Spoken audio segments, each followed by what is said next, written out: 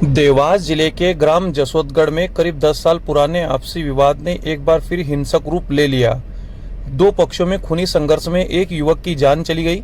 जानकारी के अनुसार जब विवाद चरम पर था, तभी अमन नामक युवक ने बीच बचाव की कोशिश की, लेकिन हमलावरों ने उसे ही निशाना बना लिया। प्रत्यक्षदर्शी के अनुसार हमलावरों ने पहले अमन को ट्रैक्टर से टक्कर मारी, फिर उस पर डंडों से हमला किया। गंभीर हालत में उसे जिला अस्पताल लाया गया, जहां 2 दिन बाद इलाज के दौरान उसकी मौत हो गई। पुलिस ने मामले की गंभीरता से लेते हुए सीसीटीवी फुटेज के आधार पर सभी आरोपियों को गिरफ्तार कर लिया है और घटना में प्रयुक्त ट्रैक्टर को भी जब्त कर लिया है। फिलहाल पुलिस मामले की जांच कर रही है। ब्यूरो रिपोर्ट, खबर फास्ट एमपी।